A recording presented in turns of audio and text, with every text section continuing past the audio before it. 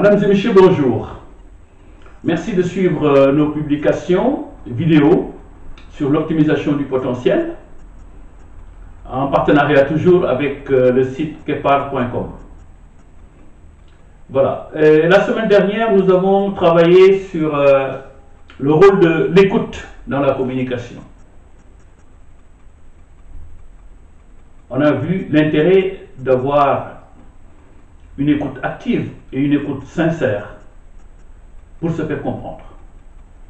Alors aujourd'hui, nous allons parler du rôle du questionnement dans la communication.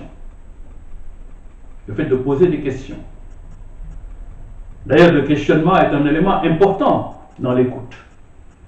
Quand on pose une question à un interlocuteur, quand on lui dit « Qu'en pensez-vous? Quel est votre avis là-dessus ?» Souvent, on recherche un feedback.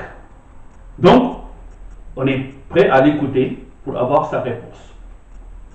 Le questionnement est important dans la vie sociale, dans la vie des pays, parce que nous sommes toujours dans l'analyse des entités, pays, entreprises et individus.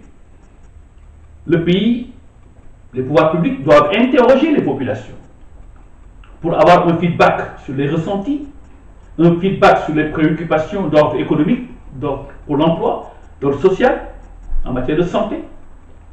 Et c'est important parce que ces types de questionnements-là permettent d'enrichir le système d'information du pays et permettre l'élaboration des politiques publiques.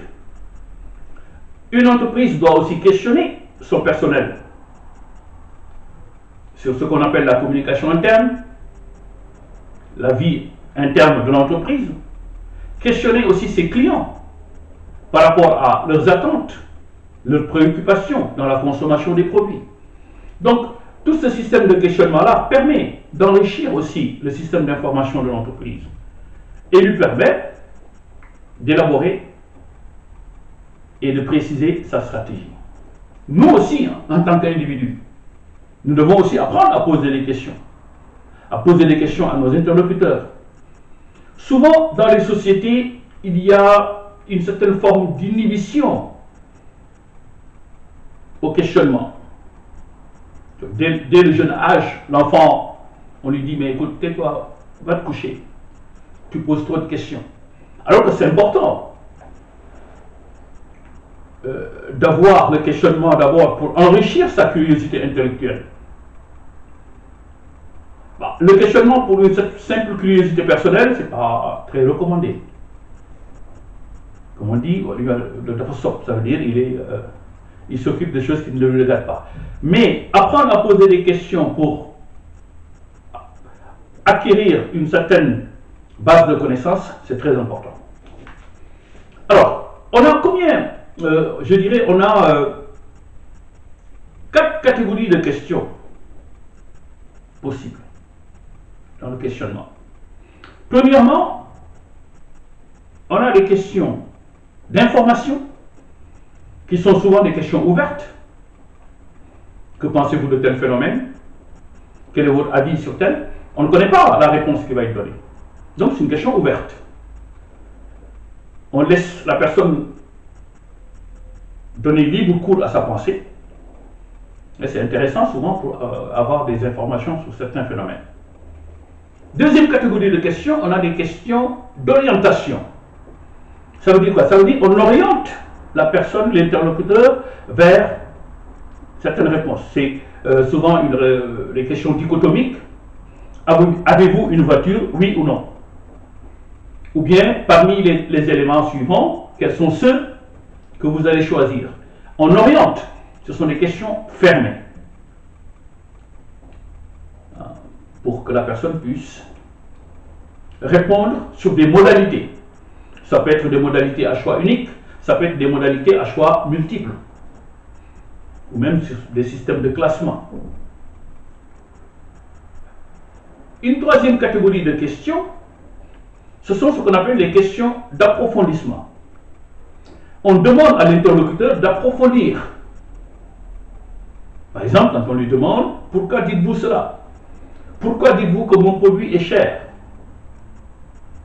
Qu'est-ce qui ne vous convient pas ce sont des éléments qui peuvent permettre à l'interlocuteur d'approfondir sa réponse et pour vous permettre de comprendre certains phénomènes.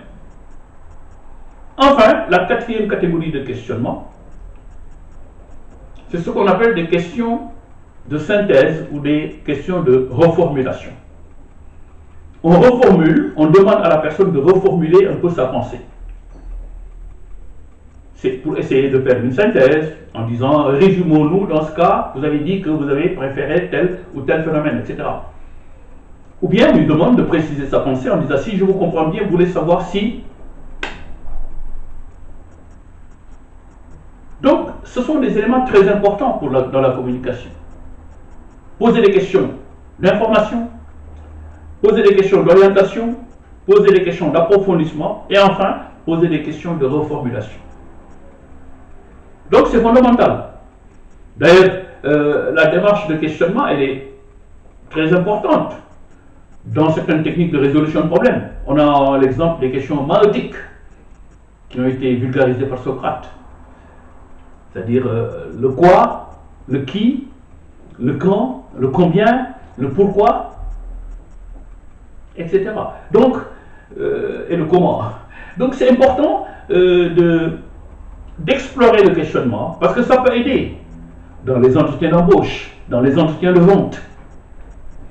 Quand on veut découvrir les besoins du client, il est très conseillé de lui poser, bien sûr, des questions sur à la fois la situation actuelle et la situation qu'il souhaite. Quand on est en face d'un recruteur, il est très important aussi de lui poser des questions sur les responsabilités qu'on aura dans l'entreprise, sur les problématiques qu'on aura à traiter, à résoudre dans l'entreprise, etc. Donc le questionnement est utile. Donc il ne faut pas inhiber les enfants qui posent des questions. Il suffit tout simplement de les canaliser vers des questions, je dirais, utiles. Voilà. Donc, on voit bien que le pays, l'entreprise et l'individu peuvent utiliser le questionnement pour mieux communiquer. Et surtout, optimiser le potentiel. La semaine prochaine, nous allons étudier le dernier facteur qui va nous permettre de mieux communiquer. C'est-à-dire se synchroniser avec son interlocuteur. Je vous remercie et je vous souhaite un excellent week-end. Au revoir.